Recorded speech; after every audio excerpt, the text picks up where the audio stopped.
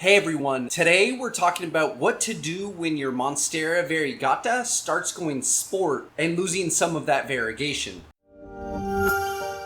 A few weeks back we saw this leaf coming out of one of our stable, pretty well variegated Monstera mothers, and we recently cut her off because we want to stop this green variegation, aka sport variegation, in this Monstera. We want to bring back more of that albino, heavy marbling, and sectoral variegation, and this is how you're going to do it. So this is the mother plant we took the cutting off of, and as you can see, her prior leaves aren't heavily variegated, but there's definitely some good genetics in there. And what we did was cut off this node right here. We just cut it off a few minutes ago. I'm sorry I didn't get it on camera, but we cut it off because we're starting to not see any more marbling in the stem. The stem is what contains all of the variegation and really the genetics of each node. Try and think of each node on your Monsteras as having separate genetics between this node and the previous node and the next node and the next node. And very often with variegation is that it diminishes or sometimes increases with each subsequent node. So what we wanted to do here was cut this one back so it would encourage this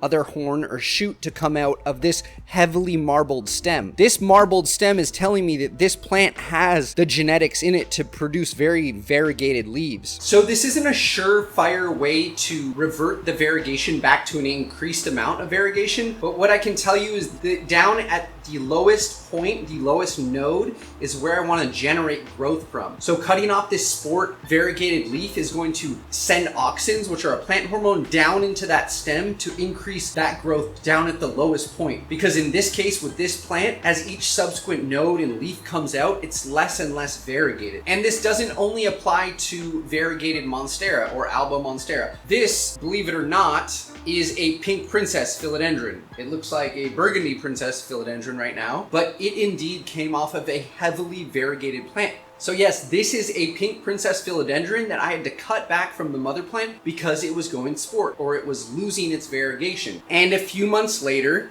the original mother started producing teeny tiny little half moon leaves. And many times that will happen is that you take off big leaves off of a big mother plant, and when you cut it all the way back, it's going to revert that variegation, but it's going to revert that leaf size too. So I'm gonna get these tiny little leaves coming out. But that's essentially the strategy on all these different albino or variegated plants, is that when I see a green shoot coming out, I'm gonna chop it off and tell that plant, stop producing that, go produce down at a lower node, and hopefully that lower node will have more variegation, because it's hard to argue that that is not a beautiful plant. Because I'd rather have that, I'm sorry, than a regular green Monstera. It's beautiful and all, it's just not the same as something heavily marbled and minty.